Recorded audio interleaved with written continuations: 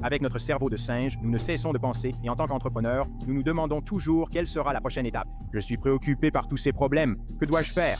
J'ai du mal à rester assis, mais dans le yoga, le mouvement plus la respiration me donne la capacité de calmer l'esprit. Nous ignorons souvent les gens et agissons correctement. Je pense qu'il est parfois nécessaire de prendre du recul et de comprendre qu'il est acceptable de ralentir parfois pour bien poser les bases. Qu'est-ce que je veux construire? Où est-ce que je veux être? Si vous pouvez répondre fermement à cette question, vous êtes sur la bonne voie vers le succès, mais cela doit être intentionnel. Je pense qu'un coach d'affaires est un catalyseur sur ce chemin. Ils ne le font pas pour vous, mais vous donnent cette impulsion.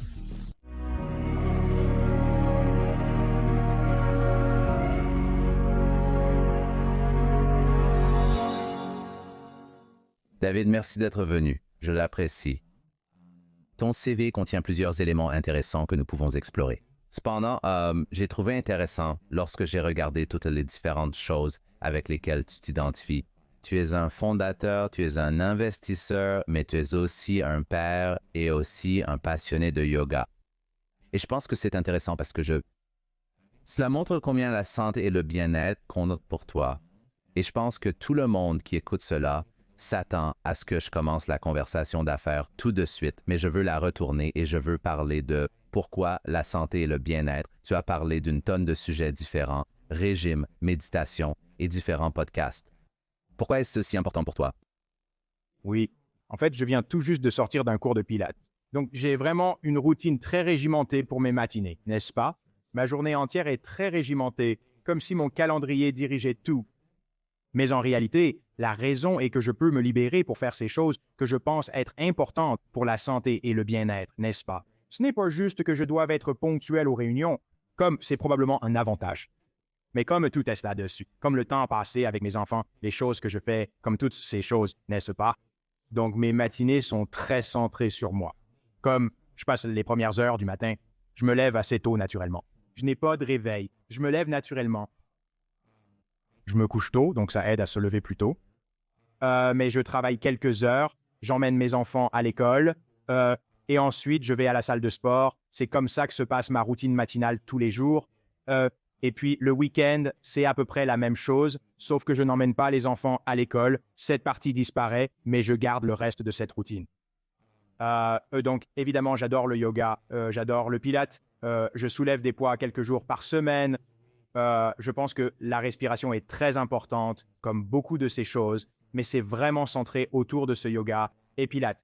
Tu sais, une sorte de pratique une fois par jour à Moins. Pourquoi cela, parmi toutes les différentes choses que vous pourriez entreprendre en termes de santé et de bien-être, y a-t-il une raison particulière? Tu sembles être un homme très logique, structuré et orienté processus. Il y a une raison derrière chaque chose que tu fais dans ta vie, ce qui explique probablement ta réussite en affaires, le temps que tu consacres à ta famille et la belle famille que tu as construite. Comme tout est fait très intentionnellement. Alors, pourquoi le yoga? Pourquoi le pilates? Quelles sont les raisons? Quelles sont les raisons? Alors, j'ai essayé toutes sortes de choses, n'est-ce pas? Genre, j'ai fait des triathlons, j'ai fait des marathons. Je suis un très mauvais coureur. Pour être clair, j'ai fait ces choses uniquement parce qu'un ami m'a mis au défi en disant que je n'en étais pas capable. Donc, je l'ai juste fait. Je pense que ma chute, ou peut-être, tu sais, ma mère dit toujours que c'est l'une des choses qui sont mauvaises chez moi. Je pense que c'est l'une des bonnes choses à propos de moi. Comme je suis très tout ou rien, n'est-ce pas? Pas seulement en noir et blanc, mais extrêmement. Donc, prenez le yoga. J'ai assisté à un cours de yoga ou quoi que ce soit il y a 8-10 ans. Je suis genre, j'aime ça. Je suis allé tous les jours la semaine suivante. Je suis d'accord, j'aime toujours ça. Ensuite, j'ai suivi une formation de professeur de 200 heures le mois suivant. Comme un pro? À 60 très rapidement et je suis allé à fond. Mais vraiment, ce que j'ai trouvé pour moi était que 60 minutes par jour était l'un des rares moments où mon cerveau cessait de penser à d'autres choses. Et je pense que c'est ce que nous recherchons vraiment dans la méditation. En tant qu'entrepreneur, nous avons ce cerveau de singe qui ne cesse de penser et de se demander quelle est la prochaine étape à franchir. Nous essayons tellement fort. De quoi suis-je préoccupé avec tous ces problèmes? Et je trouve difficile de m'asseoir, mais dans le yoga, le mouvement plus la respiration me donne la capacité de calmer l'esprit et d'avoir non pas une pleine soixantaine de minutes, mais près de 60 minutes chaque jour où je ne pense pas à ces autres choses. J'adore ça. Et juste un point, votre personnalité, Je pense que c'est une personnalité très courante chez les entrepreneurs à succès, comme les hauts réalisateurs, où ils le font juste, c'est tout. C'est presque une bénédiction que cette personnalité soit corrélée à la construction d'entreprises, parce que cette même personnalité de faire les choses à l'extrême n'est probablement pas si différente de quelqu'un qui devient accro à une très mauvaise merde aussi. Vous vous concentrez simplement de manière plus positive, mais c'est cette obsession sauvage. Et puis cela finit par être un très grand positif dans votre vie. Mais il y a un certain type de personnalité qui est un peu en dehors de ce que je pense que la plupart des gens appellent normal pour qu'un entrepreneur s'engage réellement tellement de leur vie à construire cette chose, et vous l'avez fait plusieurs fois, et vous travaillez avec vous savez, des tonnes de personnes différentes qui le construisent dans votre entreprise de portefeuille, donc vous le voyez encore et encore et encore et encore. Mais je pense juste que c'est une particularité de personnalité intéressante, et je ne pense pas que ce soit si rare, mais vous savez, je pense que mes parents disent parfois la même chose. Ouais, ma mère n'aime toujours pas ça, je pense. Ouais, bien pour vivre avec.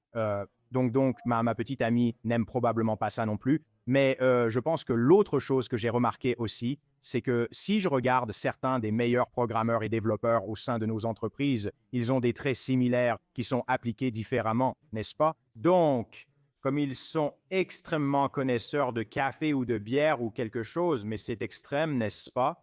Et je pense que ces personnes sont aussi les meilleures d'un point de vue développement parce qu'elles sont tout aussi extrêmes quand il s'agit de tester, quand il s'agit de ce qu'elles produisent réellement. Donc, trouver des moyens d'appliquer cette obsession de manière saine est probablement bénéfique pour beaucoup de personnes, et cela se manifeste à différents endroits, n'est-ce pas? Oui, je pense que c'est exact. Vous avez commencé cette partie de pleine conscience de votre vie après avoir construit Grasshopper, je suppose, n'est-ce pas? C'est le yoga. Le Pilates, était-ce à un stade ultérieur ou était-ce pendant? C'était le cas. Mais donc, si je regarde en arrière à l'histoire, donc quand je construisais Grasshopper au tout premier jour, j'étais extrêmement malsain, travaillant des heures folles, en surpoids, mangeant de la nourriture merdique, ce n'était pas une priorité. J'ai changé assez tôt dans ce voyage, probablement 2 ans après le début. Et je me souviens du jour où je me dis que ces jeans ne me vont plus, je me dis, c'est un problème. Je ne me sens pas bien à ce sujet. Alors, je vais faire quelque chose. Oui, j'ai fait une chose extrême, différente à ce moment-là, qui était que j'ai couru le marathon de Boston sans jamais avoir couru plus que pour le plaisir à l'extérieur. Tu sais, juste en jouant à des jeux. Je n'ai jamais couru pendant des périodes de temps. Je me suis entraîné pendant l'hiver au Massachusetts et j'ai couru le Boston. Marathon, non. Rapide. Non, mais bravo à toi. Et Dieu merci, tu n'as pas eu une crise cardiaque en te lançant dans quelque chose comme ça. Puis je suis sorti là-bas et j'ai dit d'accord, je vais tout donner sur ça. Et j'ai commencé à faire des triathlons. J'ai fait un demi-Ironman à Austin. J'ai continué à faire ces choses. J'ai donc pu perdre du poids et probablement être plus en bonne santé qu'avant. Mais j'étais en train de tuer mon corps, n'est-ce pas? Comme cette quantité extrême d'activité n'était probablement pas bonne. Je n'ai vraiment découvert le yoga et la pratique de la pleine conscience que probablement 2 ans avant de vendre Grasshopper. Donc, j'avais plus d'espace mental. Aussi vraiment chanceux et heureux quand je l'ai trouvé. Cela m'a aidé à traverser La vente. Eh bien, j'étais là, donc la question de suivi était comment cela a-t-il changé votre capacité à prendre des décisions? Et comment cela a-t-il changé votre capacité à penser et votre clarté de pensée et votre raisonnement et votre créativité? Parce que je pense que c'est un truc. Il est malheureusement assez courant, surtout pour les entrepreneurs en herbe, de négliger leur santé physique et mentale lorsqu'ils se consacrent pleinement à la construction de leur entreprise. Je suis extrêmement curieux de savoir comment cette pratique a informé pratiquement tout ce que vous avez construit, y compris cette vente de Grasshopper, qui est évidemment une vente incroyable. Nous en parlerons, ainsi que toutes vos autres décisions subséquentes. Ouais.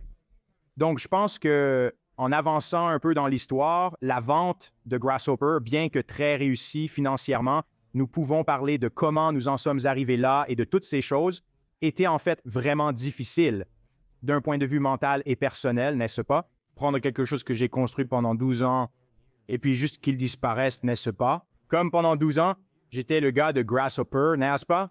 Et c'est ce que je faisais, comme vous l'avez dit à ma famille, aux nouveaux amis, puis c'était terminé. Et perdre cette partie de votre identité est vraiment, vraiment difficile.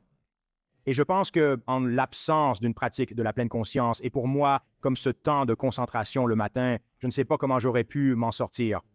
Parce que l'esprit continue juste à courir de plus en plus dans ces scénarios et ce calme quotidien sur une routine, je pense, m'a permis de ralentir et de prendre de meilleures décisions sur ce que je vais faire. Ensuite, je ne vais pas me précipiter dans quelque chose tout de suite comme des choses comme ça, mais aussi pour être capable de rester avec l'inconfort, n'est-ce pas? Je pense que si avant cela, je me serais juste enfui de ça, n'est-ce pas? Et je l'aurais rempli avec quelque chose d'autre, un autre exercice, une autre entreprise, une autre chose, n'est-ce pas? Et combler ce vide plutôt que de rester là avec cet inconfort et de dire, tu sais quoi? C'est normal d'être mal à l'aise en ce moment. C'est une étape du voyage et du processus.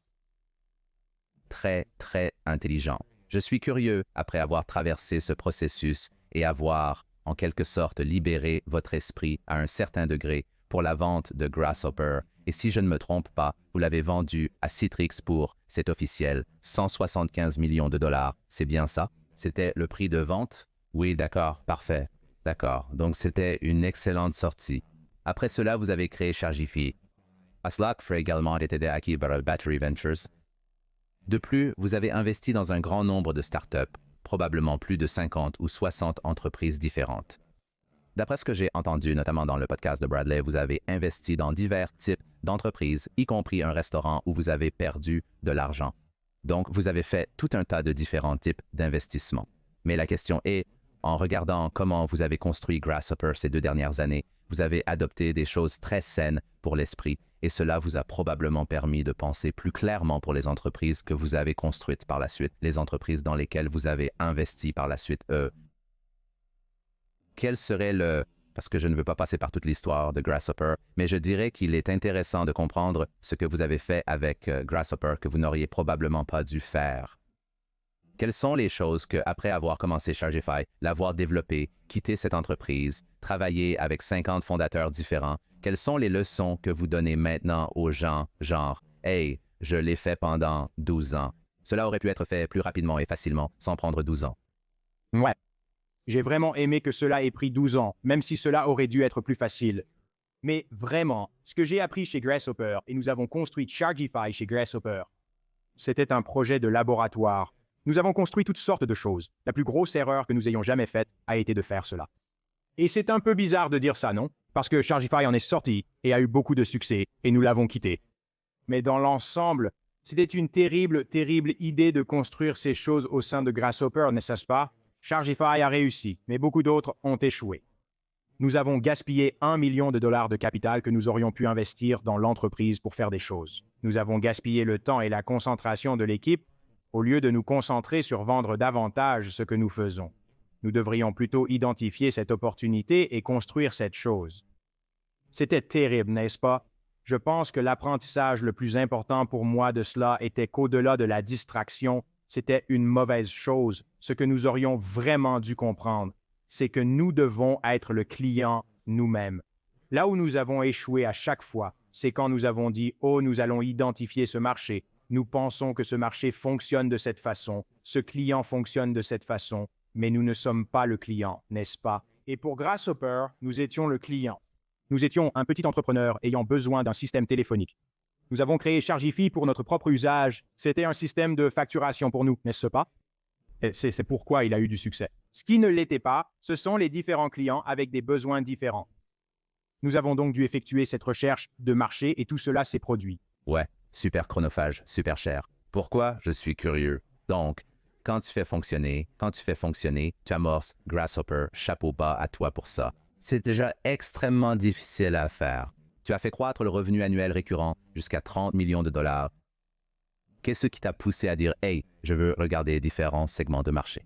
Je veux essayer différentes technologies », comme ce qui se passe dans le cerveau d'un fondateur qui crée ce besoin pour le syndrome de l'objet brillant. Cela arrive à de nombreux fondateurs. Je suis curieux de savoir pourquoi vous pensiez qu'essayer tous ces différents projets était une bonne idée, car quelqu'un d'autre dans cette audience pense probablement exactement la même chose que vous. Alors, quels sont ces signaux d'alarme? Quelles sont ces choses qui vous ont poussé à dire « Hey, je veux tester ça ». Je pense que c'est 2 choses. Premièrement, les fondateurs s'ennuient. Alors on se dit, faisons autre chose, d'accord? Quand vous combinez cela avec les plateaux que les entreprises atteignent naturellement, nous nous convainquons avec ces histoires que nous avons saturé le marché, nous ne pouvons plus grandir, n'est-ce pas? Parce que vous atteignez ces plateaux à 5 millions, 10 millions, peu importe ce que sont les choses, et vous êtes comme la croissance stagne un peu. Et nous sommes tous assis là, et puis nous créons ce récit, nous avons trop annoncé, nous ne pouvons plus faire, nous avons saturé les annonces Google, peu importe ce que sont les choses, nous créons pour nous raconter une histoire sur pourquoi nous sommes à ce plateau, plutôt que d'investir dans l'entreprise et de dire ce que nous devons vraiment faire, c'est regarder une nouvelle équipe, un nouveau processus, de nouvelles choses pour passer au niveau suivant et obtenir cette croissance par palier au fil du temps. En rétrospective, Grasshopper était loin d'être saturé. Vous auriez pu accepter cela. Vous auriez pu, oui, c'est vrai. Mais comme nous avons créé cette narration 3 ou 4 fois différente, Chez Grasshopper, n'est-ce pas? C'est tellement drôle comment tu te mets juste dans ta propre tête, tu te mets totalement dans ta propre tête aussi.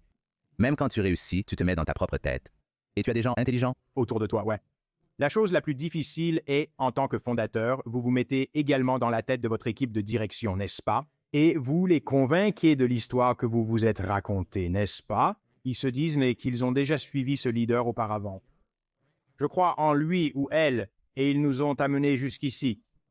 Pourquoi devrais-je écrire à propos de ce plateau et de cette saturation? Alors maintenant, vous avez un groupe de personnes qui vous soutiennent tous, C'est vraiment difficile. vous créez une petite chambre d'écho au sein de votre entreprise. Parce que personne ne dit non, à moins que quelqu'un soit incroyablement expérimenté et se sente à l'aise de lever la main et de dire comme « et vous avez construit le », nous parlerons de culture. Vous avez construit une culture psychologiquement sûre où quelqu'un peut réellement lever la main et dire avec véhémence, dire quelque chose qui est radicalement différent de ce que vous croyez en tant que fondateur. Ce qui est comme, c'est cette étrange dynamique de pouvoir, n'est-ce pas? Très peu de gens et de dirigeants sont prêts à faire ça. Et ils vont en quelque sorte juste se mettre en ligne avec ce que vous dites jusqu'à un certain point et ils vont essayer de l'exécuter du mieux qu'ils peuvent. Mais je suis sûr que maintenant, vous avez compris que vous avez résolu cela. Alors comment créez-vous cette culture, surtout dans vos porte-co où le fondateur ne sait pas toujours ce qui est le mieux? Et vous devez créer cette culture psychologiquement sûre où quelqu'un va lever la main et défier le fondateur pour qu'il ne tombe pas dans le même piège. Le plus dur, c'est que c'était ancré dans notre culture et les gens l'ont signalé au début, mais vous devenez si convaincant avec le temps. En tant que fondateur, vous vous dites parfois qu'il faut juste agir, n'est-ce pas? Comme les gens nous l'ont probablement dit, vous ne devriez pas construire ces entreprises en interne. Nous avons discuté de la distraction et des problèmes que nous allions causer, mais en tant que fondateur, nous avons choisi de l'ignorer. Ce n'est pas que les gens ne l'ont pas dit. Nous les avons simplement bulldozés parce que nous nous ennuyions, ou vous savez, nous avons créé ce récit, non? C'est le danger, non? Parce qu'en tant que fondateur, il y a cette tension entre ce pouvoir, non? Et beaucoup de fois, c'est réussi, non? Beaucoup de fois, nous ignorons les gens et nous faisons les choses correctement, non? C'est pourquoi les entreprises ont des changements d'étape. C'est pourquoi ces choses se produisent et l'innovation se produit. Mais parfois, nous agissons de même avec un résultat négatif, surpassant autrui et faisant simplement ce que nous allons faire, n'est-ce pas? Donc c'est un jeu de pousser et de tirer. Ouais. C'est juste quelque chose dont il faut être conscient, je pense, plus que tout, parce que je pense que chaque fondateur va se retrouver dans ce piège à un moment donné. Donc, je pense qu'il faut juste en être conscient et être également conscient de ses propres préjugés lorsqu'on construit quelque chose. Une chose que j'ai trouvée fascinante, c'est le fait que tu avais 17 ans quand tu as commencé Grasshopper. Est-ce correct? J'étais un peu plus âgé que ça.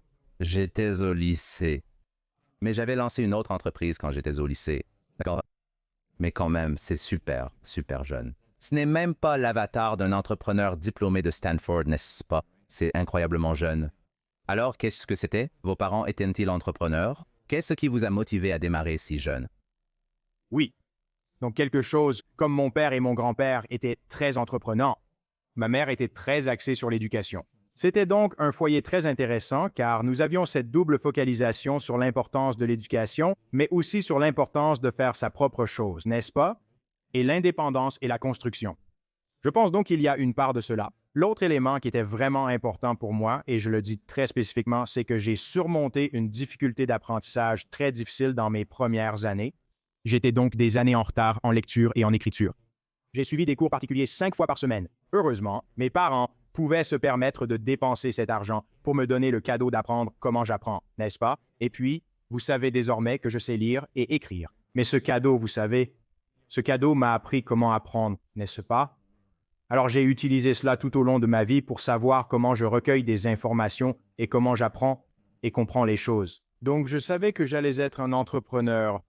Je me souviens pas de la maternelle, mais de quand j'étais en primaire, à peu près. Vous étiez jeune, vous étiez jeune comme l'enfer. Ouais.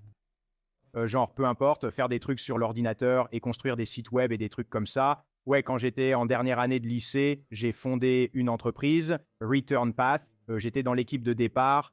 J'ai construit le logiciel original, aidé à lever beaucoup de capitaux et à mettre en place une équipe de direction. Mais j'ai eu ce point de décision. Est-ce que je vais à l'université ou est-ce que je continue à faire ça? Et j'étais tout pour continuer à faire ça.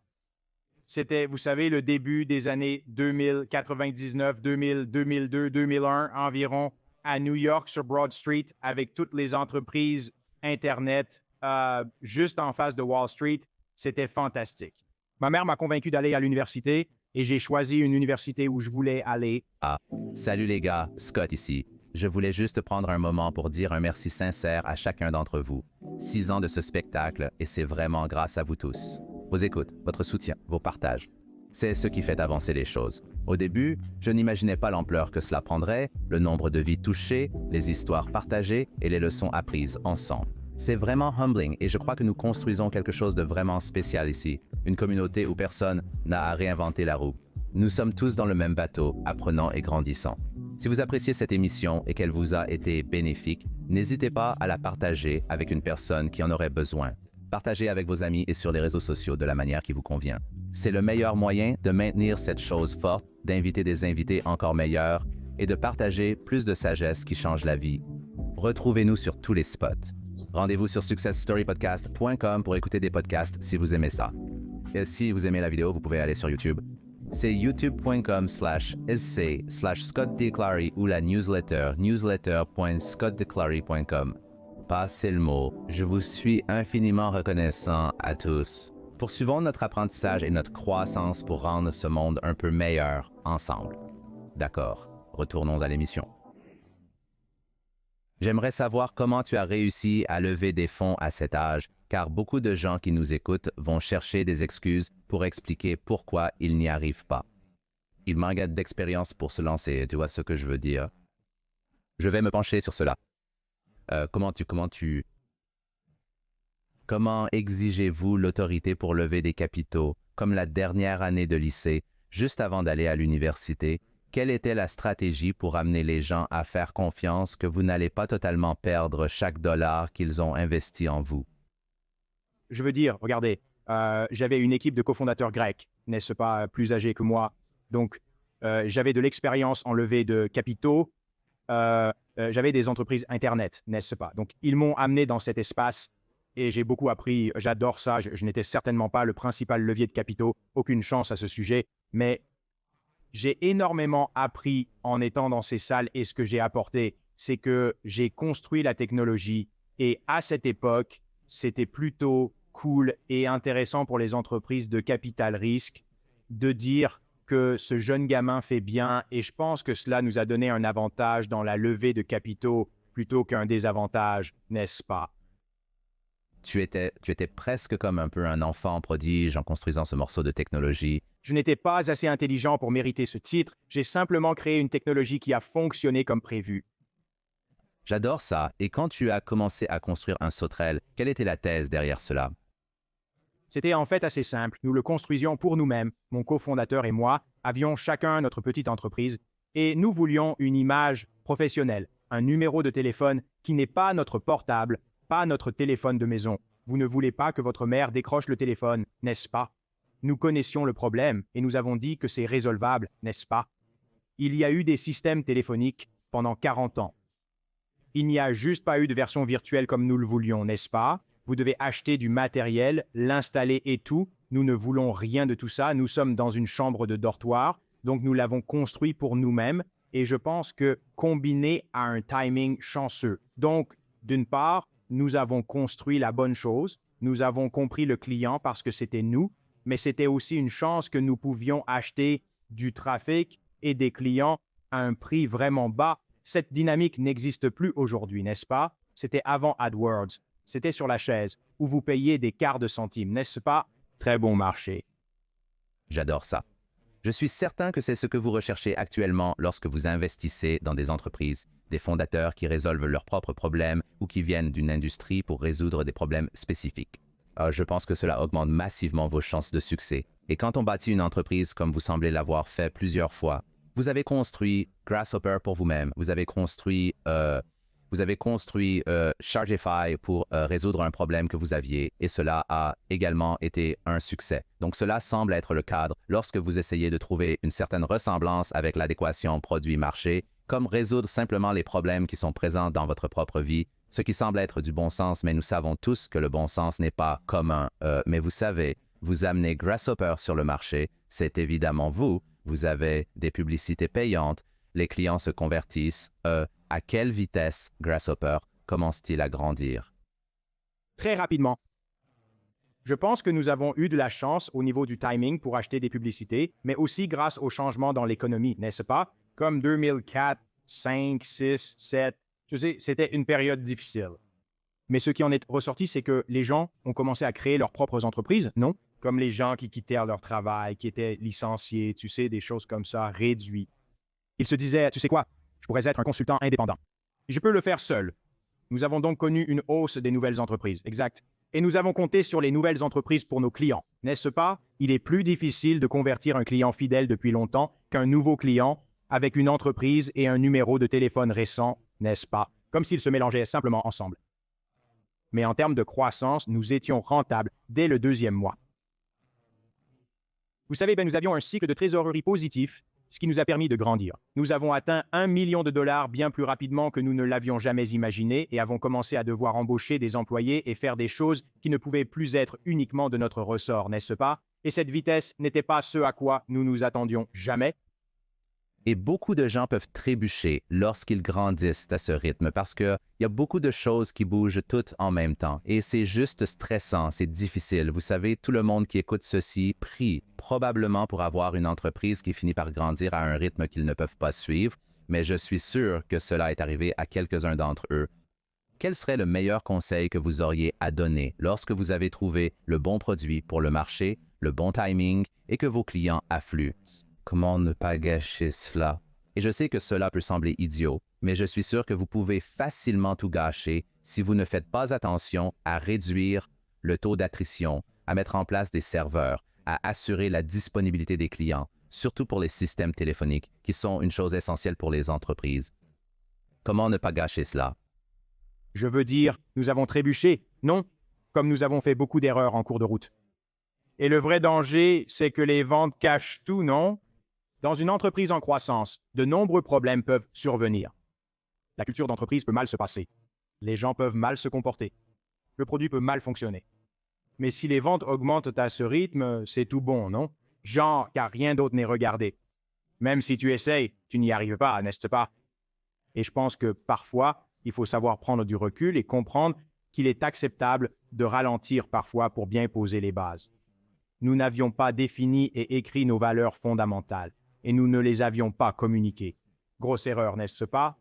Nous avons dû revenir en arrière et corriger cela. Nous ne changions pas les valeurs. Ce que nous faisions, c'était de les écrire, de les dire, puis de les intégrer dans les systèmes et les processus, n'est-ce pas? Comme ces types de choses, quand vous grandissez, vous frappent, n'est-ce pas? Et maintenant, c'est presque comme si tu essayais de suivre la croissance, comme si tu étais soutenu par des capitaux risques, mais en réalité, tu avais le luxe de ne pas avoir à lever de capitaux. Tu aurais pu te détendre un peu sans la pression des investisseurs qui exigeaient une croissance annuelle de X%. Je veux dire que c'est comme toute autre conversation sur le fait de prendre une décision. Sûr, tu sais, tu ne peux pas, n'est-ce pas? Comme Vraiment dur, comme tu vois, t'es comme « je ne ralentis pas, je vais plus vite », n'est-ce pas? Ce qui est peut-être pourquoi, au début, nous aurions dû être plus conscients et intentionnels à propos de certaines de ces activités fondamentales que nous n'avons pas faites. Mais nous avons démarré à partir de rien. Je suis d'accord avec la façon dont ça s'est passé, n'est-ce pas? Comme nous avons fait les choses que nous devions faire pour y arriver. Oh oui, non, je pense que ça s'est passé. Écoute, ça s'est passé fabuleusement. Mais tout ce que je souligne, ce sont les choses que si tu le faisais à nouveau, qu'est-ce qui serait différent? Et je suppose qu'il est vraiment bon d'être clair sur quels sont ces éléments fondamentaux que vous construisez à partir de zéro en ce moment. Qu'est-ce que vous devez régler en tant que nouvel entrepreneur pour ne pas avoir à revenir en arrière et les revoir, ce qui prend simplement plus de bande passante mentale et crée simplement du stress et de l'anxiété et prend probablement de l'argent pour résoudre des problèmes qui auraient pu être résolus beaucoup plus tôt? Quels sont ces éléments clés pour une start-up que vous recommanderiez aux gens de régler immédiatement? Je pense que ce sont d'une part les valeurs fondamentales et le but principal. Assurez-vous qu'ils soient rapidement rédigés et intégrés. Donc l'embauche, le licenciement, tout ce qui se passe, n'est-ce pas? Comme cette information devrait être publique sur le site web et qu'elle vient de vous, en tant que fondateur, elle devrait être diffusée partout, n'est-ce pas? Donc ce n'est pas tant de travail au début. Cela devient beaucoup plus de travail plus tard. C'est le défi. L'autre élément est de commencer à réfléchir à l'endroit où vous pouvez être le plus efficace avec les systèmes et les processus sans surcharger l'entreprise. Donc je pense beaucoup à cela en termes de communication. Je crois fermement en l'importance du rythme des réunions, qu'elles soient quotidiennes, hebdomadaires ou mensuelles, quel que soit le nom qu'on leur donne ou le processus utilisé. Il y a beaucoup de choses que vous pouvez faire si c'est iOS, si c'est Verne, cela n'a pas vraiment d'importance. Mais comme ces choses intégrées plus tôt sont beaucoup plus faciles à faire que plus tard et vous donnent un énorme avantage, donc nous y pensons beaucoup plus tôt, dès les tout premiers jours. Comment faisons-nous ces choses maintenant, hein? Et puis la dernière pièce est de penser à l'environnement que je veux construire. Est-ce que c'est tout à distance? Est-ce que c'est tout au bureau? Et je suis un grand croyant en l'un des deux, pas un hybride. Donc, qu'est-ce que je veux construire? Où je veux être? Et je pense que si vous pouvez répondre à cette question de manière forte, vous êtes sur la bonne voie vers le succès, mais cela doit être intentionnel. J'ai eu une conversation hier avec Chris Savage, qui est le fondateur de Wistia. Excusez-moi, je prononçais mal. Et il parlait de culture, de ce qu'elle est et de ce qu'elle n'est pas. Il est même allé plus loin, et je suis curieux d'avoir votre avis sur la question. Il a dit que la culture informe réellement comment les personnes au sein de l'entreprise traitent les problèmes, mais ce que la culture devrait vraiment aussi faire est de dire, par exemple, comment quelqu'un de l'équipe de vente répond à une demande de client. Et je suis curieux si vous avez déjà trouvé qu'il y avait une certaine ressemblance de cela dans Grasshopper ou dans l'une des autres entreprises, juste un exemple de comment, comme une bonne culture, une culture forte peut réellement aider quelqu'un à prendre une décision qui profite à l'entreprise afin qu'ils comprennent l'endroit d'où ils opèrent par rapport à juste, vous savez, nous sommes un super groupe, nous sommes tous éthiques, peu importe. Est-ce que cela a du sens? La culture définit notre façon de faire les choses, et non le contenu de nos actions. Oui. Je pense que c'est un exemple raisonnable, mais permettez-moi d'approfondir notre réflexion à ce sujet. Donc, nous avions un groupe de service à la clientèle qui traitait avec des centaines de milliers de clients, et il y avait toutes ces demandes de crédit et de remboursement, n'est-ce pas? Pour toutes sortes de raisons. Et nous aurions pu faire ce qui est typique, c'est-à-dire créer un manuel qui dit pour ceci, vous faites cela, vous autorisez telle somme d'argent à être dépensée, vous créez toutes ces règles, n'est-ce pas? Nous n'avons pas du tout fait cela et nous avons dit, vous savez quoi, vous pouvez donner n'importe quel montant de crédit ou de remboursement que vous jugez raisonnable si... Ensuite, choisissez l'une de nos valeurs fondamentales dans le menu déroulant et expliquez en quoi elle vous correspond. Oh, j'aime ça, j'adore ça, beaucoup, d'accord? Et donc, comme c'était très intentionnel et spécifique, comme nous avons dit que notre objectif principal était d'habiliter les entrepreneurs à réussir, n'est-ce pas? Nous aurions un événement très typique qui est « Hey, je me suis inscrit pour Grasshopper, j'ai imprimé ma carte de visite, j'ai mis le mauvais numéro de téléphone dessus, d'accord? » Nous avons eu des demandes pour « Pouvez-vous me donner ce numéro de téléphone? » Évidemment, nous avons essayé du mieux que nous pouvions.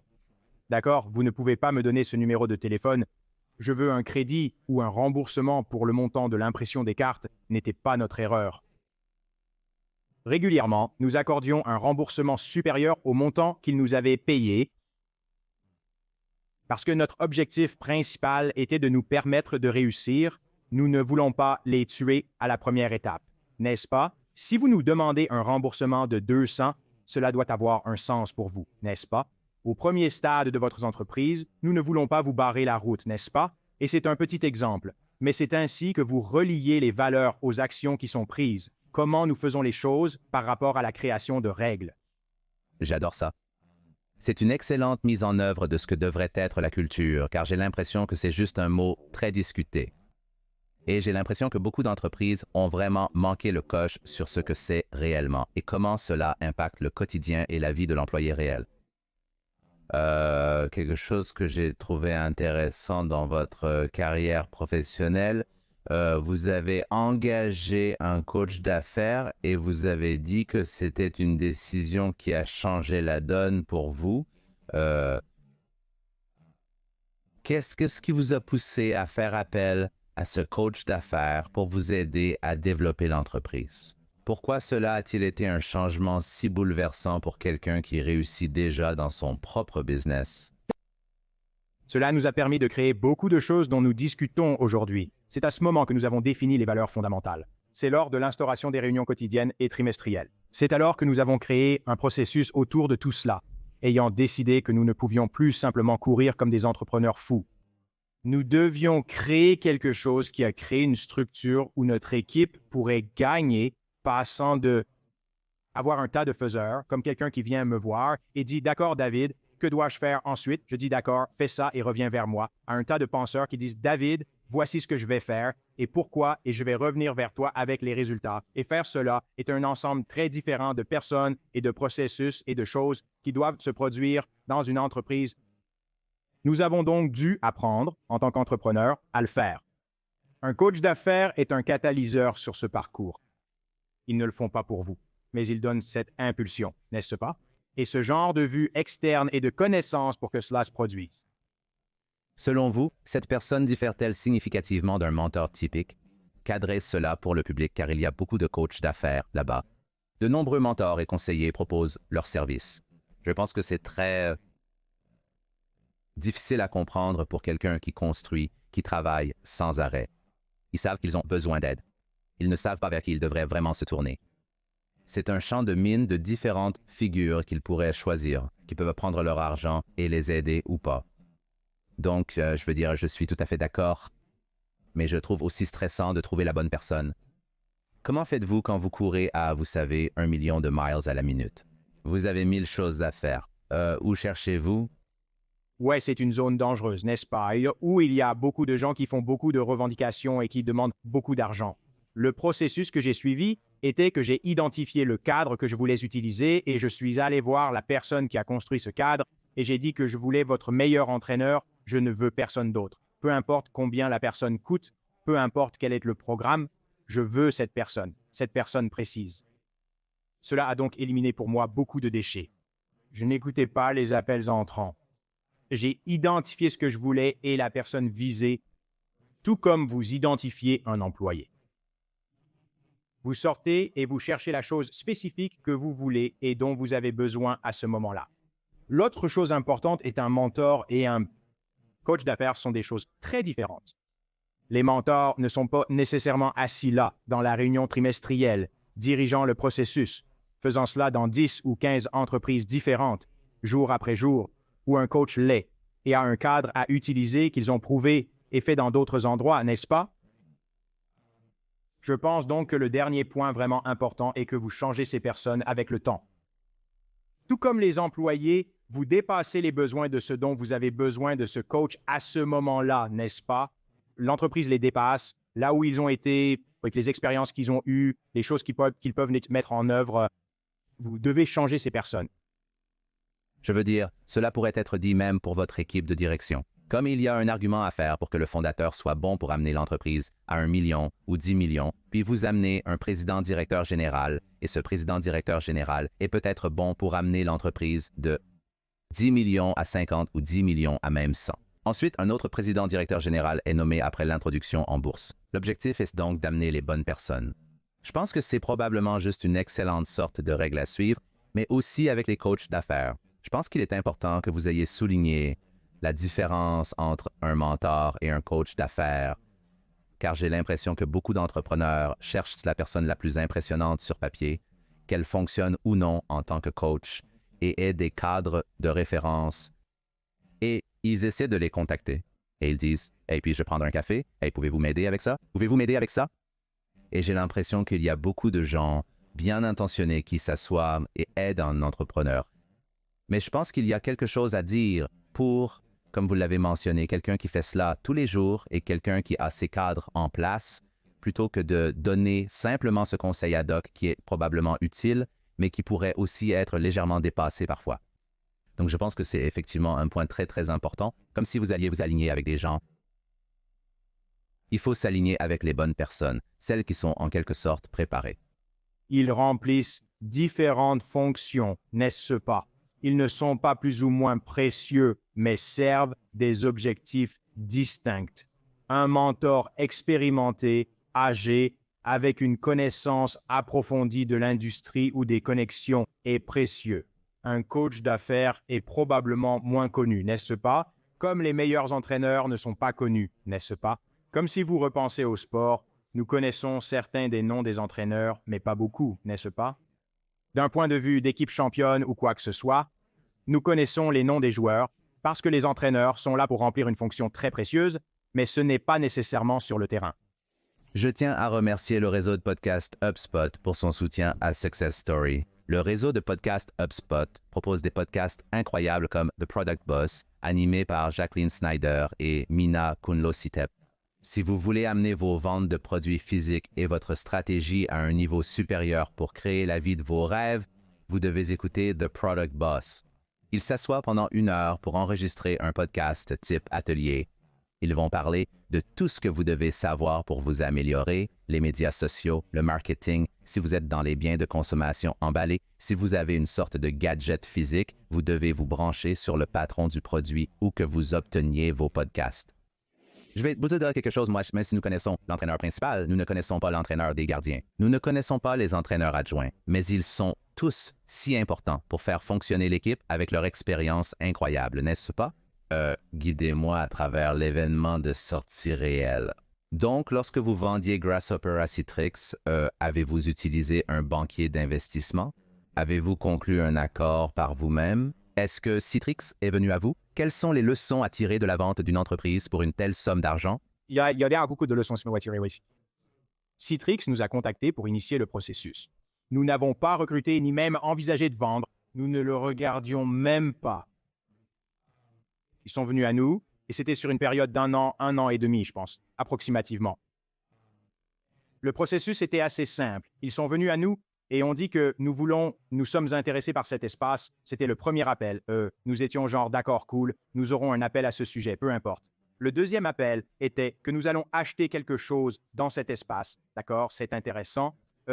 Notre réponse était très simplement, regardez les gars, nous avons un plan, nous faisons notre planification trimestrielle, nous savons ce que nous allons faire, nous allons réaliser ce plan et nous sommes excités à ce sujet. Nous ne sommes pas intéressés là-dedans. 2 trimestres plus tard, ils sont revenus vers nous pour voir comment les choses se passaient. Nous avons dépassé notre plan et tout allait très bien. Ils étaient surpris car sur plus de 80 acquisitions, personne n'avait respecté le plan prévu. Nous leur avons expliqué que c'était parce que notre priorité était de construire une entreprise durable avec une équipe de direction solide plutôt que de nous focaliser sur les ventes. C'est donc comme ça que les choses ont évolué. L'histoire se termine donc là. Nous avons effectivement engagé une banque d'investissement pour gérer le processus Citrix, pas un processus. Nous n'avons reçu aucune offre concurrente et n'avons rien fait de la sorte. Mais nous avions une banque d'investissement, un focus très spécifique de simplement suivre les meilleures pratiques pour conclure l'affaire et maximiser la valeur, n'est-ce pas?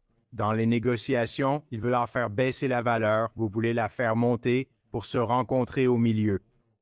Nous avons conclu à l'offre originale, donc c'était un bon résultat. Nous avons réduit l'escroc et accompli toutes les étapes nécessaires avec notre partenaire dans ce processus. Mais heureux de parler aussi des apprentissages. Non, je suis très curieux car il y a quelque chose à dire pour faire une affaire qui semble bonne sur papier et dans le communiqué de presse.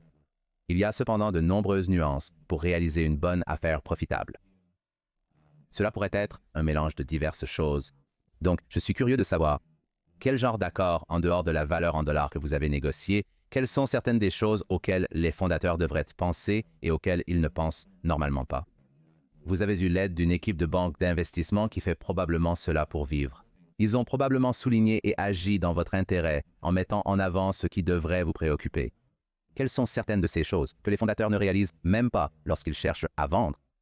Oui, donc nous entendons toujours parler du chiffre en dollars de la ligne supérieure, n'est-ce pas? Mais ensuite, descendons d'un cran. Comme l'escroc compte beaucoup, sa taille, sa durée, toutes ces choses, n'est-ce pas? Donc, quand vous avez un accord, combien est retenu? Quelles sont les conditions de cela? Vous savez, même jusqu'au niveau de détail, comme est-ce un escroc à panier basculant ou non, et comment sont faites les réclamations, toutes ces choses comptent beaucoup, mais la chose la plus critique est quel est le pourcentage, n'est-ce pas? Est-ce 1%, 5%, 50, 10, n'est-ce pas? Généralement, vous voulez être autour de 10 dans un accord ou moins. Nous avions des exceptions spécifiques pour les taxes fédérales et des choses liées aux télécommunications, mais c'était un facteur important. Un autre facteur important pour nous était est-ce que Citrix va garder la marque, n'est-ce pas? Cela n'est pas du tout discuté, n'est-ce pas? D'un point de vue externe en interne, c'était notre deuxième chose la plus importante après les dollars. Et pour être honnête, sans ce point à l'ordre du jour, nous n'aurions probablement même pas considéré les dollars. C'était un feu vert ou un feu rouge. Pourquoi cela? Pourquoi était-il si important pour vous de conserver la marque? Parce que nous avions investi 12 ans de notre vie à construire cette marque et nous ne voulions pas simplement être absorbés dans un produit Citrix. Était-ce inquiétant que s'ils détruisaient simplement la marque, cela pourrait avoir un impact? Ils se débarrasseraient des gens? Ou quelle était la pensée? Eh bien, La couche suivante, évidemment, ce sont les gens, les clients et toutes ces choses. Comment sont-ils rémunérés dans la structure de l'accord, mais aussi à l'avenir? Les gardent-ils ou non? Nous avons négocié pour nous assurer que chaque personne était conservée et des primes de rétention très élevées et toutes sortes de choses pour les payer encore plus en dehors de la structure de l'accord. Nous n'avions pas non plus beaucoup de détenteurs de capitaux externes dans l'entreprise. Nous avons alors libéré davantage de fonds à offrir dans l'affaire aux employés. Ils nous ont donc permis de le faire. Il y a ensuite toutes sortes de termes dans l'accord d'achat d'actifs. L'accord d'achat d'actifs qui comptent et ne sont jamais discutés, n'est-ce pas? Et mon principal apprentissage ici était de m'assurer d'avoir un avocat qui comprend parfaitement ces accords. Parce qu'un avocat typique sans expérience négocie chaque point de l'accord. Rapidement, ils perdent toute capacité de négociation, car l'autre partie réalise l'avantage qu'elle possède. J'en ai fini, ouais, je suis de l'autre côté de ça. En tant qu'acheteur, je trouve ça ridicule. Vous avez raté les points importants plus loin dans le document et je ne suis même plus disposé à en discuter. D'accord? Genre, je ne vais même pas négocier, je ne veux même plus en parler. Je suis genre, les gars, c'est tout. Donc, il faut s'assurer que cet avocat comprend les éléments importants et utilise correctement son capital de négociation. c'est très intéressant. J'ai déjà vécu plusieurs de ces types de transactions où tout est souligné en rouge et l'acheteur n'est pas intéressé. Ils sont juste comme écoutez les gars. Comme c'est je n'ai pas la capacité mentale pour passer à travers tout cela et pour, vous savez, chipoter sur ce mot pour un document entier, pour des choses qui sont relativement... Les problèmes ne sont pas matériels et n'affecteront pas significativement la transaction. C'est intéressant que vous l'ayez soulevé. Je n'ai jamais entendu quelqu'un le noter, mais c'est très important. La plupart des gens croient que si leur avocat travaille plus, cela fera une différence, mais ce n'est pas toujours le cas. C'est comme l'emblème et la carte de visite d'un bon avocat. À suranalyser, mais sans penser que « Oh, bien, cette personne me protège ». Mais en vérité, il pourrait totalement ruiner l'affaire. Très, très intéressant. J'ai vu cela de nombreuses fois. Les meilleurs avocats comprennent quand négocier, quand ne pas le faire. Ils devraient faire le moins de travail possible. En tant qu'avocat, leur objectif dans ce type de transaction est de la conclure. C'est ça, c'est tout. Leur objectif principal est commercial, bien qu'ils veuillent aussi protéger certaines choses. Pas un objectif juridique. Et je pense que beaucoup de jeunes avocats oublient cela. Ils se disent que j'ai fait des études, je sais mieux que lui ou elle, peu importe. Tout cela n'a pas d'importance. Donc après que vous avez vendu, étiez-vous obligé de dire non, c'est... Citrix a mentionné que vous avez mis en place une équipe de direction capable de gérer l'entreprise sans votre présence. Un point intéressant, n'est-ce pas? Nous pouvons soit vous trouver un poste bien rémunéré sans raison, soit vous payer plus d'argent maintenant et ne pas le sucer hors de l'affaire et vous négocier à la baisse. Et on se dit, ouah, on va prendre l'argent. C'est bien. Émotionnellement difficile, mais avec le soutien de l'entreprise. Oui, certainement. Et vous n'avez jamais, vous savez, c'est tellement intéressant. J'ai vu cela se produire quelquefois avec une clause de non-concurrence pour une période définie. Puis quelqu'un tentera de construire quelque chose. Après l'expiration de la clause de non-concurrence, vous vous êtes retiré de l'industrie en disant que vous ne construirez plus jamais quelque chose de similaire et un joli chèque arrive. C'est à ce moment-là que vous passez d'opérateur à investisseur. Réfléchissez-y une seconde. Nous ne construisions pas cela par amour des téléphones et des télécommunications, n'est-ce pas? Notre objectif principal était de permettre aux entrepreneurs de réussir. C'est ce qui nous motivait le matin et nous excitait, rien à voir avec les téléphones. Ah, c'est juste ce que nous faisions. J'adore ça. Et puis, vous avez trouvé un moyen de le faire dans une autre capacité, vraiment. Donc, lorsque vous changez de rôle, passant d'opérateur à allocateur de capital, évidemment, je suis sûr que vous avez fait quelques erreurs et perdu un peu ou peut-être beaucoup d'argent avec quelques mauvaises affaires. Mais dans quoi vous lancez-vous en premier? Quelle est la première étape? Je pense que vous faites maintenant beaucoup d'entreprises SaaS. Parlez-moi même de votre stratégie d'investissement, comment elle a mûri au cours des je ne sais même pas combien d'années. Vous avez commencé dans le capital risque. Êtes-vous passé à l'equity privé et avez-vous obtenu des flux de trésorerie? Je suppose que vous avez aussi fait ça. Par où avez-vous commencé? Où avez-vous fini? Oui, je veux dire, j'ai fait beaucoup d'investissements angéliques. N'est-ce pas la chose la plus facile à faire? J'ai travaillé pour un accélérateur de capital risque pendant 3 trimestres pour voir si cela me plaisait. Je n'ai pas du tout aimé, donc je suis vite passé à autre chose. Mais pensez à quelque chose comme le portefeuille d'Ange. J'ai environ 75 investissements dans ce domaine. Le portefeuille, dans son ensemble, est probablement à l'équilibre ou mieux. Mais très rapidement, j'ai identifié que je n'étais pas un grand allocateur de capitaux au début. La seule raison pour laquelle je continue d'investir au stade précoce. C'est si je veux apprendre quelque chose ou si je veux rendre quelque chose à un fondateur ou quelque chose comme ça, je ne le vois pas du point de vue d'un retour sur investissement. Je fais aussi très peu de ces investissements, comme je n'investis pratiquement que dans des entreprises qui ont trouvé leur marché avec plus d'1 million de dollars de revenus récurrents, annuels, à l'équilibre ou rentable. C'est là que j'aime jouer et que je peux contribuer. Mais je suis aussi très concentré sur l'apprentissage. Est-ce une industrie ou un domaine que je veux apprendre? C'est le retour comparé au dollar. En fait, je suis très curieux car même pour la recherche pour ce podcast, je vous ai entendu dire quelque chose qui m'a intéressé. Vous avez dit qu'à un moment de votre carrière d'investisseur, vous recherchiez des fondateurs presque lassés de leur entreprise. Je pense donc, et je pense que c'était en 2019 ou quelque chose comme ça, vous aviez dit cela dans un podcast, vous cherchiez des fondateurs qui avaient construit quelque chose, mais qui cherchaient plus ou moins à sortir. Est-ce que cela a changé du tout? Est-ce une thèse que vous suivez toujours en termes de stratégie d'investissement stratégique? Y a-t-il une raison particulière à cela? Oui, donc cela concerne très spécifiquement les entreprises que nous achetons, n'est-ce pas? Donc ce n'est pas une thèse d'investissement, mais une thèse d'achat, n'est-ce pas? Donc oui, les fondateurs fatigués qui en ont fini et qui ont atteint ce plateau, je pense que c'est une opportunité très unique d'être en mesure d'acheter une entreprise qui a une valeur à la hausse, mais aussi de sortir un fondateur quand ils veulent sortir plutôt que d'essayer de convaincre quelqu'un à un autre moment. Donc je pense que c'est un scénario très unique.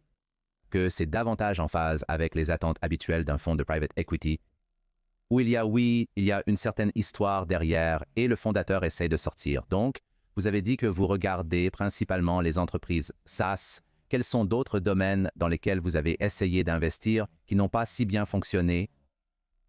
J'ai de nombreux amis qui ont eu des expériences dans différents secteurs et industries. En fin de compte, il est judicieux de se concentrer sur ce que l'on connaît en tant qu'investisseur.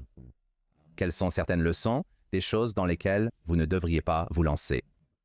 J'ai gaspillé beaucoup de temps et d'argent en différents lieux. Vous avez dit que j'ai investi dans un restaurant. C'était une énorme perte, des millions de dollars.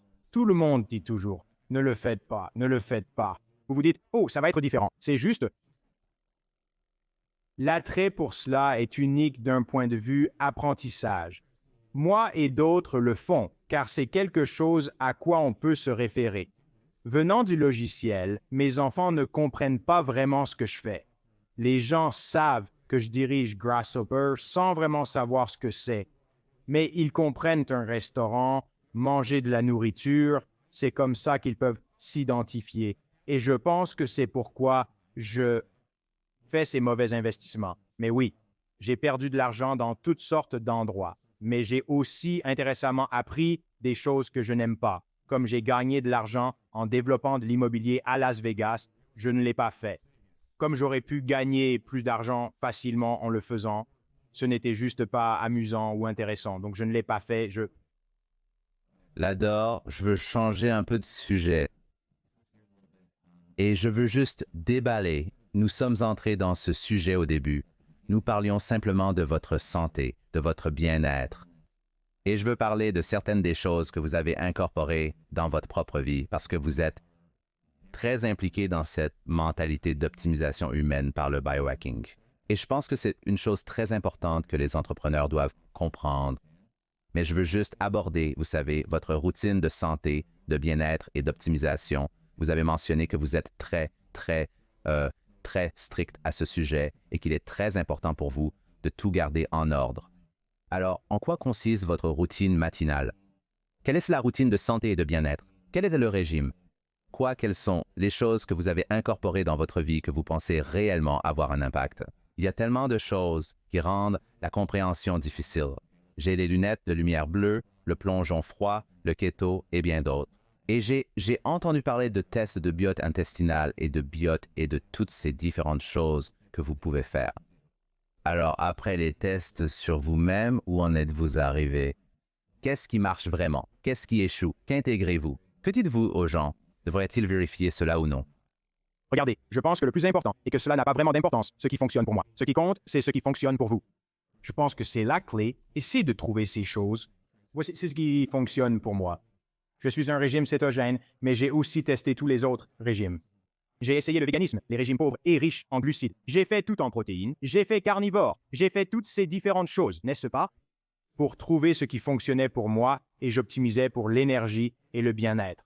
Comment je me sens énergisé? Eh bien, si je suis gonflé ou pas, comme ces types de choses. Si vous y pensez, vous avez dû trouver les bonnes choses, de même pour le sommeil. Comme je peux donner beaucoup de conseils sur ce que je pense être le mieux pour le sommeil. Et c'est généralement d'aller au lit entre 9h30 et 10h30. Je me réveille naturellement sans réveil. Évitez de manger dans les 2 à 3 heures avant le coucher. Ces conseils sont généralement judicieux. Puis-je vous dire que pour moi, j'adore mon matelas rafraîchissant. Je pense que c'est fantastique. Je trouve divers réglages qui me conviennent. Le magnésium ne fonctionne pas pour tous. J'ai essayé 22 autres choses aussi. Toutes ces choses sont vraies. Donc, je pense que si vous regardez toutes ces catégories, il est important de trouver ce qui fonctionne pour vous, l'individu, pour optimiser quoi que ce soit. Donc, je suis curieux, lorsque vous adoptez un régime comme un régime cétogène, cela impacte évidemment votre taux de graisse corporelle, votre capacité mentale, votre clarté, cela impacte vos niveaux d'énergie. Mais ne trouvez-vous pas que lorsque vous optimisez un aspect de votre vie, d'autres parties ont tendance à en pâtir? Ayant essayé le régime cétogène, je trouve cela très difficile à maintenir dans un contexte social, d'après mon expérience personnelle. Je trouve cela extrêmement difficile, gênant et inconfortable. Et je suis curieux de savoir comment vous équilibrez cela. Êtes-vous totalement keto? Êtes-vous totalement dedans chaque fois que vous sortez? Oui, je le suis. Je ne bois plus non plus. Je suis donc heureux d'équilibrer ces aspects socialement, mais j'ai en fait trouvé cela bénéfique. Les premiers jours étaient difficiles, n'est-ce pas? D'accord, comment trouver de la nourriture? Mais ce que j'ai renversé et dit, tu sais quoi? Mais en réalité, j'aime maintenant sortir pour un repas sans me concentrer sur la nourriture. Genre, je me fiche de ce qui est au menu, je me fiche de ce qui est commandé. Je peux m'engager et discuter avec les personnes à table sans me focaliser sur ce que je commande ou mange. Genre, je ne mangerai rien au dîner. Genre, ça ne fait aucune différence pour moi, n'est-ce pas? Et cela a été très libérateur. Pareil pour l'alcool, je me sens mieux sans boire, donc je ne bois pas, tu vois? Très simple. Dois-je avoir ces conversations ou non? D'accord. Ou je dis simplement que je ne bois pas aujourd'hui. Ouais. C'est juste. C'est la chose la plus simple à répondre. Personne ne s'y intéresse ou ne s'en soucie. Et si c'est un groupe dont je sais qu'il ne sera pas intéressé par la raison, je dis ça. Si je m'engage avec quelqu'un, j'ai une conversation plus approfondie. Je tiens à remercier LinkedIn, le sponsor de l'épisode d'aujourd'hui. Maintenant, laissez-moi partager une petite histoire.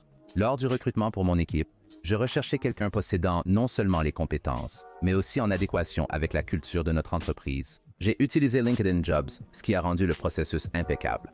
La qualité des candidats que j'ai trouvés était exceptionnelle et cela m'a fait gagner beaucoup de temps. Il est essentiel d'avoir des candidats de qualité à interviewer et LinkedIn Jobs rend incroyablement facile de les trouver. LinkedIn est plus qu'un site d'emploi. C'est une plateforme qui vous connecte à des professionnels uniques, même ceux qui ne cherchent pas activement, mais qui pourraient être intéressés par l'offre idéale. Et saviez-vous que 70% des utilisateurs de LinkedIn ne visitent pas d'autres sites d'emploi leaders? Si vous ne cherchez pas sur LinkedIn, vous manquez ces candidats. De plus, 86% des petites entreprises obtiennent un candidat qualifié dans les 24 heures sur LinkedIn. Ils s'efforcent constamment de simplifier le processus. Ils ont même introduit une fonction pour faciliter la rédaction des descriptions de postes. Donc, si vous êtes prêt à trouver votre prochain excellent employé, publiez votre offre d'emploi gratuitement sur linkedin.com/excellence. C'est linkedin.com/excellence pour publier votre offre d'emploi gratuitement. Des conditions s'appliquent, mais vous savez quoi? Je pense que la plupart des entrepreneurs se concentrent maintenant davantage sur cela, sur comment se perfectionner. La longévité et le biohacking sont des sujets qui préoccupent de nombreuses personnes de nos jours. Et encore une fois, c'est un peu comme les coachs d'affaires. Il y a aussi beaucoup de charlatans de la santé et du bien-être. Chacun a une opinion différente. La santé et le bien-être semblent presque aussi clivants que la religion et la politique quand il s'agit du zèle des croyances. Je pense qu'il est primordial de tester ce qui fonctionne pour vous. Je veux dire, je pense que c'est le meilleur conseil possible parce que je sais qu'il y a tellement de choses là-bas, mais je crois que vous pouvez facilement être égaré. Et je suis aussi un grand croyant en « vous n'avez pas besoin d'avoir la routine parfaite pour réussir non plus ». Je veux dire, ça aide. Des morceaux aident, mais au final, c'est vraiment une question de ce que vous pouvez maintenir sur le long terme. C'est cela qui impactera réellement votre vie. Et oui, exactement. Comme le régime cétogène. Je sais pertinemment que pour vous, le régime cétogène ne se résume pas à la perte de poids.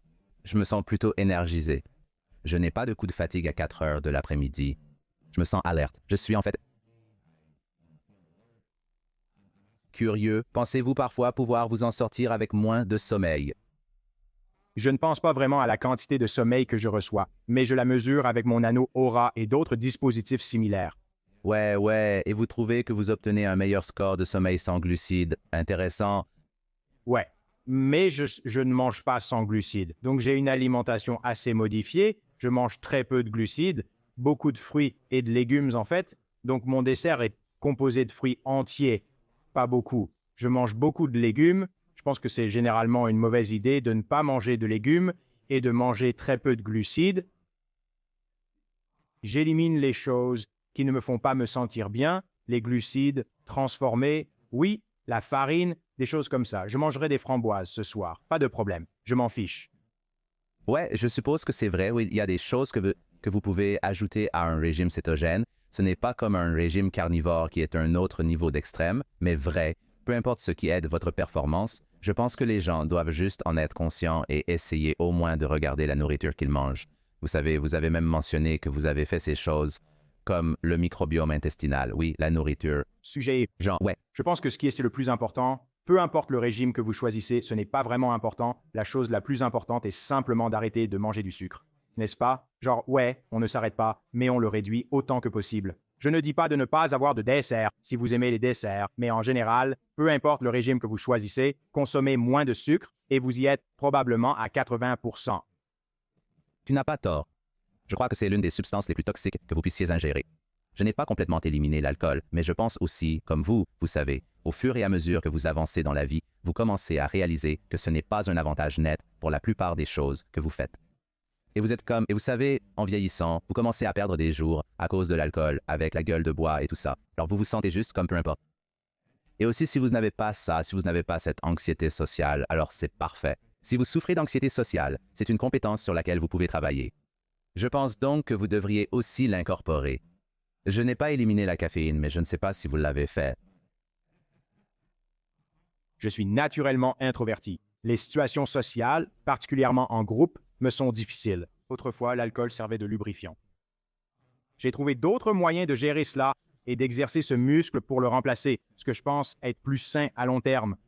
Alors, que faites-vous? Parlons-en. à ce sujet rapidement, car je pense que c'est une des raisons pour lesquelles les gens boivent. Ouais. Donc, je déteste les grands groupes. Si je choisis un cadre social, je veux 5 personnes ou moins. Donc, les grands groupes sont très difficiles pour moi. Je n'aime pas les groupes de nouvelles personnes, introvertis de nature, mais capables d'extraversion.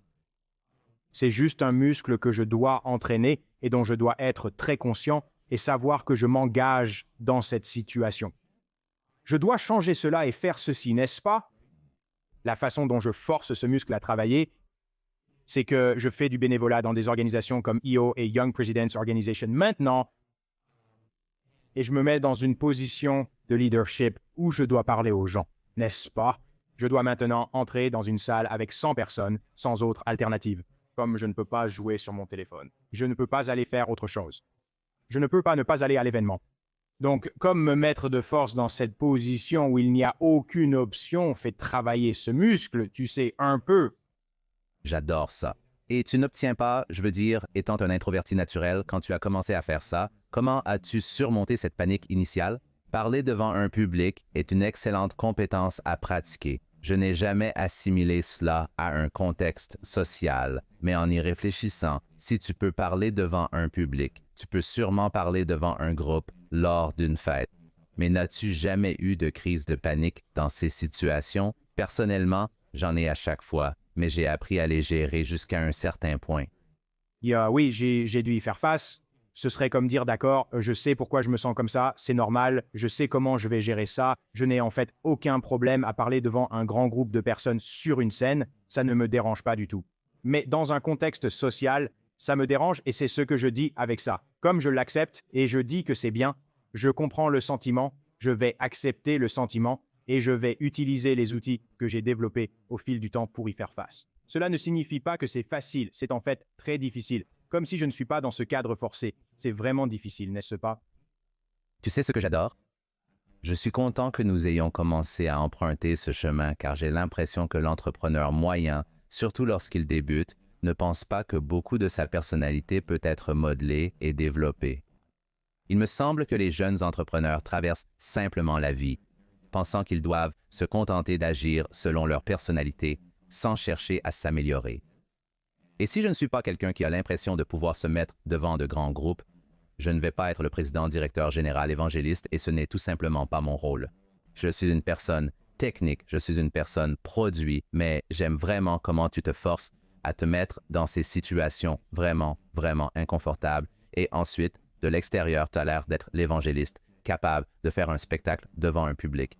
J'ai vu certaines de tes interventions où tu cours de haut en bas de la scène, faisant se lever les gens pour des ovations debout pour augmenter l'énergie dans la salle, comme tu le fais très bien. Donc, c'est définitivement quelque chose que tu peux apprendre et que tu peux pratiquer et que tu peux affiner. Et ensuite, cela devient cet outil dans ton arsenal qui te rend simplement plus puissant et plus efficace individuellement. C'est juste Ouais. cette compétence comme tout autre, n'est-ce pas? Ouais, mais je pense que ce que les gens doivent comprendre, c'est que je pense que tout le monde qui fait ces choses, peu importe ce que c'est, a un certain niveau d'inconfort, n'est-ce pas? Et maintenant, nous parlons juste du niveau d'inconfort.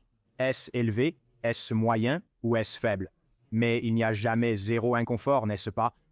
À travers toutes ces choses, nous avons différents niveaux d'inconfort et nous devons simplement les surmonter et nous pouvons tous faire toutes les pièces, n'est-ce pas? Tant que nous sommes prêts à l'accepter. L'une de mes valeurs fondamentales en tant que personne est que la vie commence à la limite, n'est-ce pas? Donc, je suis prêt à accepter que l'inconfort est acceptable et est bon, n'est-ce pas? C'est ainsi que nous grandissons et nous améliorons. Donc, j'ai accepté cela dans ma vie. Vous travaillez avec des tonnes de fondateurs maintenant. Pensez-vous que les individus qui ont le plus de chances de réussir sont des individus qui pensent de la même manière que vous en ce qui concerne l'inconfort et le fait de se mettre en avant et de perfectionner leurs compétences? Pensez-vous que c'est une nécessité pour réussir? Je pense que c'est une nécessité d'être prêt à apprendre et à grandir. Comment vous y arrivez, je pense, est moins important. Pour moi, je m'épanouis dans l'inconfort. Je pense qu'il y a beaucoup de gens qui y pensent maintenant. Plusieurs livres sur le sujet affirment que c'est une méthode raisonnable. Je ne pense pas que ce soit la seule façon. Mais je pense que les meilleurs fondateurs, les meilleurs propriétaires d'entreprises sont des personnes prêtes à apprendre et à grandir et à avoir des conversations comme peut-être que l'entreprise m'a dépassé. Peut-être que j'ai dépassé l'entreprise. Mais dans tous les cas, je continue à avancer. C'est les personnes les plus réussies. Et quand vous regardez, encore une fois, simplement parce que vous avez un énorme échantillon pour obtenir des informations et des données, les fondateurs dans lesquels vous investissez, ils ont tous franchi le seuil du million, plus ou moins. Quelles sont certaines des plus grosses erreurs qu'ils font encore au seuil du million? Donc, au seuil du million de dollars. Je pense qu'il y a encore beaucoup de remises en question sur les canaux de marketing et une réticence à essayer d'autres choses, puis à redoubler d'efforts là où ça fonctionne, n'est-ce pas? Je pense qu'il y a beaucoup de discussions sur le fait de toujours essayer les nouveaux canaux, et c'est un équilibre, n'est-ce pas? Il devrait y avoir un tas de choses que vous testez pour trouver de nouveaux canaux, mais il devrait aussi y avoir comme ce canal fonctionne, je vais doubler, tripler et quadrupler mes efforts et continuer à insister dessus, n'est-ce pas? Et je pense que les gens tombent dans le piège de « comme bien j'ai besoin de choses organiques, j'ai besoin de marketing gratuit, j'ai besoin d'influenceurs ». Non, non. Très simplement, si vous avez atteint l'adéquation produit-marché, vous devriez trouver et identifier des canaux où vous pouvez investir $1 et en retirer 2 ou 5. Et quoi qu'il en soit, créer cette machine à faire de l'argent. N'est-ce pas? C'est ainsi que vous obtenez une croissance exponentielle. C'est en trouvant ces canaux, n'est-ce pas? Allez-y. Désolé, je pense que les gens tombent dans le piège de ce marché libre d'influenceurs. Et cela fonctionne pour certaines entreprises, n'est-ce pas? Pensez à 37 Signals et à Basecamp. Cela a fonctionné pour eux. C'est presque un processus et un ensemble de pratiques irrépétables, n'est-ce pas? Tout le monde a essayé, n'est-ce pas? Et nous avons vu que cela ne fonctionnait pas, n'est-ce pas? Mais tout le monde a essayé Google AdWords. Et dès que vous trouvez que cela fonctionne, n'est-ce pas? Oui, je veux dire, mais je suis curieux. Vous avez parlé de l'adéquation produit-marché. Une entreprise atteignant $1 million pourrait simplement avoir travaillé dur pour y arriver. Cela ne signifie pas nécessairement qu'ils ont une adéquation produit-marché à ce niveau, juste parce qu'ils atteignent ce seuil par tous les moyens. Ou ils en ont un peu, mais ce n'est pas comme... Ils pourraient la transformer en une entreprise de plus de $100 millions simplement parce qu'ils peuvent atteindre le $1 million. Qu'est-ce qui définit, selon vous, une véritable adéquation produit-marché? Quel est le signal? Quel est l'indicateur principal? Est-ce le canal de marketing qui convertit à « vous gagnez $2 pour chaque dollar dépensé » ? Quelle est, en tant qu'investisseur, la chose que vous devez voir avant d'avoir la confiance pour investir de l'argent en eux? Les revenus annuels dépassent le $1 million. Quelqu'un peut simplement se débrouiller là-bas. $1 million est une approximation de l'adéquation produit-marché. C'est dur. Comme tu l'as dit, ce n'est pas parfait. Je pense que tu dois avoir au moins un canal qui est une machine, non? Tu as prouvé que la machine est réalisable, même si tu n'as peut-être pas encore assez d'argent pour l'investir dedans pour le moment. Penses-tu qu'un autre canal pourrait être une machine? Et ensuite, je cherche quel est le montant de la recommandation qui se passe au sein de l'entreprise, n'est-ce pas? Rien d'autre que le bouche à oreille, pas un autre canal. Les clients en parlent-ils à leur père? Effectivement, cela englobe aussi les logiciels professionnels. C'est souvent ignoré dans les logiciels d'entreprise. Ce n'est pas seulement le consommateur, mais vraiment les meilleures entreprises avaient tout cela. Elles avaient toutes des recommandations au sein des entreprises. Et le bouche à oreille était un grand canal. Je ne connais pas le pourcentage exact, mais c'est important. Quand vous essayez de mesurer cela, est-ce quelque chose d'aussi simple que lorsque quelqu'un vérifie, vous demandez où vous en avez entendu parler, ou y a-t-il un moyen plus efficace de mesurer réellement le bouche à oreille? Je pense que c'est un excellent indicateur de l'adéquation produit-marché. C'est si quelqu'un parle de vous à ses amis, génial, mais je veux dire, si c'est... Entreprise B2B. Oui, mais entreprise B, 2B, le cycle de vente, le processus de vente est tellement compliqué. Comment allez-vous réellement découvrir si ce prochain client est venu d'une recommandation? Ouais, donc tout d'abord, je pense qu'une grande partie des ventes d'entreprise est compliquée sans raison. Le premier problème, mais ensuite on entre dans une sorte de comment faites-vous l'attribution? Et je suis un grand croyant dans les modèles d'attribution les plus simples, pas de logiciels complexes, rien d'autre. Très simplement, comment avez-vous entendu parler de nous? Un menu déroulant, vous le choisissez, c'est tout. Il n'y a rien d'autre et cela inclut le logiciel d'entreprise. Vous pouvez l'inclure sur le formulaire de contrat, vous pouvez l'inclure sur l'admission, vous pouvez le faire dans toutes sortes d'endroits, mais c'est très simplement un menu déroulant de ces choses. Et ce qui est intéressant, c'est que Les gens disent toujours que cela ne fonctionne pas, vous savez quoi que ce soit, et oui, il y avait des problèmes, comme nous n'avons jamais diffusé une publicité télévisée, mais nous avions la télévision dans le menu déroulant et les gens l'ont sélectionné. D'accord. Donc peut-être qu'ils pensaient l'avoir entendu à la télé, non? Mais ce qui compte, ce sont les pourcentages et comment ces pourcentages changent avec le temps. Et puis à la recherche de produits de consommation au DMA, non? Comme si je diffuse des publicités dans la zone de marché désignée 1, est-ce que mon pourcentage de radio augmente dans le? Comment avez-vous entendu parler de nous dans cette zone de marché désignée? C'est ce qui compte. Rien d'autre, n'est-ce pas? D'accord, terminons cela. Nous avons passé en revue à peu près tout ce que je voulais pour sonder votre esprit, alors je suppose que je vais vous demander s'il y a quelque chose que vous vouliez laisser au public avec un entrepreneur qui construit quelque chose, quelques derniers petits derniers mots de sagesse, ou s'il y a quelque chose que nous n'avons pas abordé, nous pouvons aussi le faire, mais je pense que nous avons tout fait. Nous avons parlé de sauterelles, nous avons parlé de vente, nous avons parlé de choses entrepreneuriales, d'investissement, de santé et de bien-être. Je veux dire, quelles autres conneries fais-tu? Je ne sais pas. Je viens de construire un grand événement de Formule 1 pour Young Presidents Organization à Las Vegas. Oh, vraiment? Oh, c'est génial. Mais je dirais que la seule chose avec laquelle je surpasserai les gens est une mesure intéressante que j'ai trouvée qui est un bon indicateur de succès au sein des startups. Et cela n'a pas forcément de sens, mais sur un large échantillon, cela a été le cas. Les fondateurs qui envoient régulièrement des mises à jour par email sur l'entreprise sont plus réussis que ceux qui ne le font pas. En réalité, le contenu de la mise à jour importe peu. La cadence n'a pas vraiment d'importance tant qu'elle dépasse une fois par an. Si c'est trimestriel, si c'est mensuel, si c'est un mélange, mais une cadence régulière qui est respectée et un ensemble régulier de choses qui sont rapportées, ces fondateurs sont plus réussis. Pourquoi pensez-vous que c'est le cas? Je pense que cela revient au processus. Et vous savez, la pensée structurée. N'est-ce pas comme ils sont prêts à penser aux choses de manière structurée? Donc, ils ne courent probablement pas fanatiquement autour de faire des choses folles. Ils structurent leur temps, leur processus, leur pensée, toutes ces choses. Oui, cela se traduit par cette mise à jour par email. J'adore ça. Et cela vous donne également un aperçu de ce sur quoi ils travaillent. Donc, vous pouvez probablement fournir plus de soutien si vous voyez quelque chose qui peut réellement être vous. Vous savez, les meilleurs fondateurs incluent une section à la fin qui dit comme demander comme très cette semaine ou ce mois ou ce trimestre, ma demande est ceci. Si vous pouvez aider, faites-le moi savoir. C'est une chose si simple qu'un fondateur devrait accepter, surtout en prenant de l'argent de quelqu'un. C'est tellement drôle.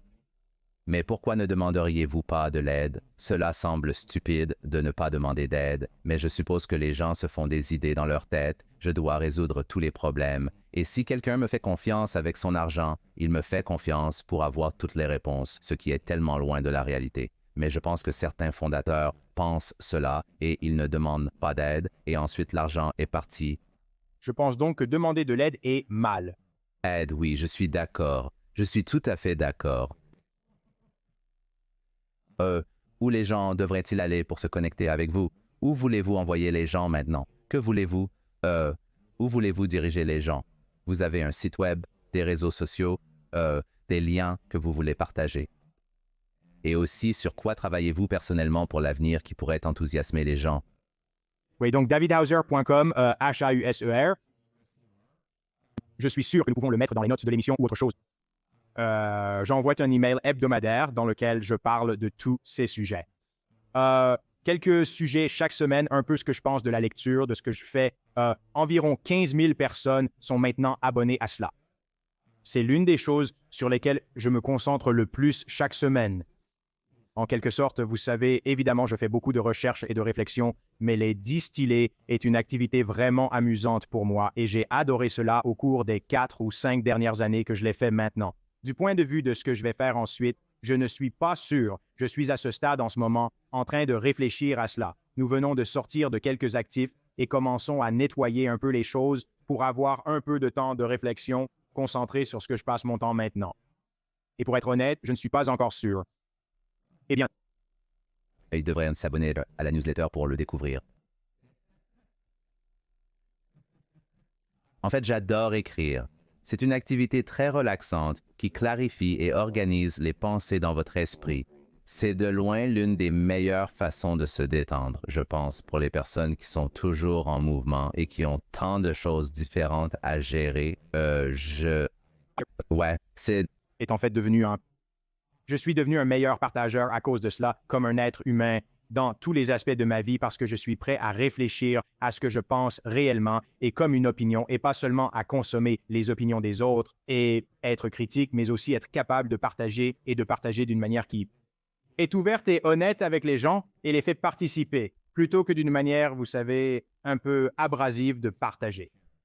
Et ça, je pense que c'est un beau format parce que quand tu discutes simplement d'idées dans une pièce, encore une fois, tout le monde ne lèvera pas la main pour dire « je ne suis pas d'accord avec toi ».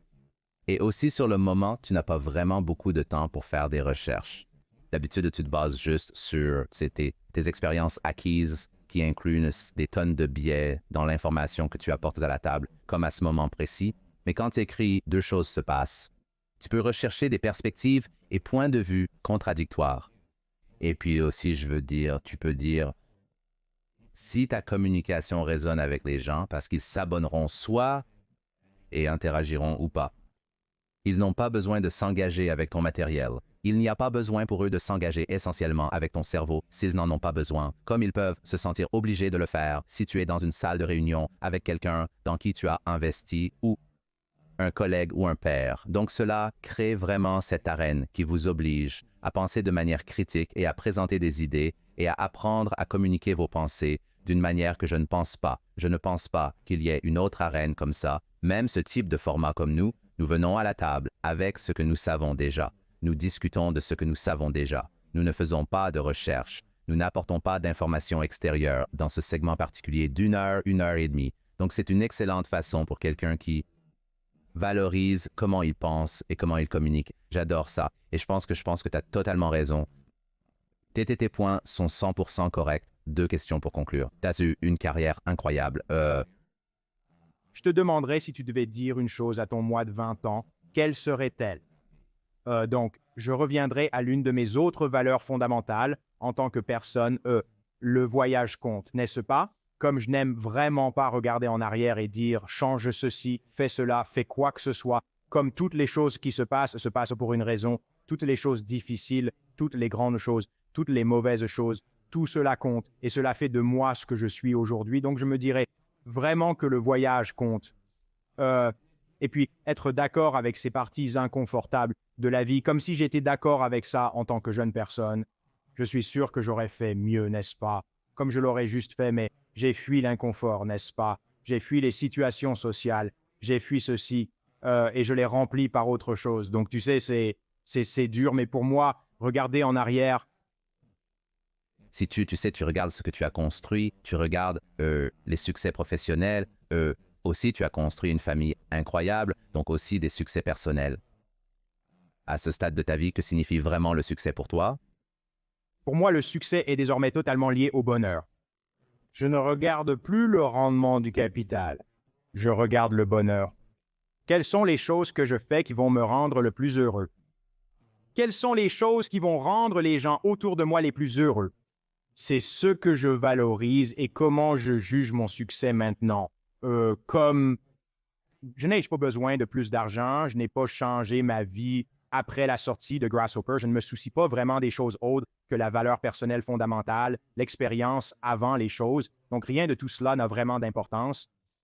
Mais en tant qu'entrepreneur, j'aime toujours la règle de mesure du capital et des dollars parce que c'est ainsi que vous mesurez le succès dans ce monde. Ce n'est pas ce pourquoi j'optimise, mais oui, est-ce que je veux avoir une sortie d'1 milliard de dollars ou quoi que ce soit? Bien sûr, parce que cela ne mesure que la contribution dans une certaine mesure et je ne connais pas d'autres moyens de mesurer cela, mais les dollars eux-mêmes n'ont pas d'importance. C'est la mesure qui compte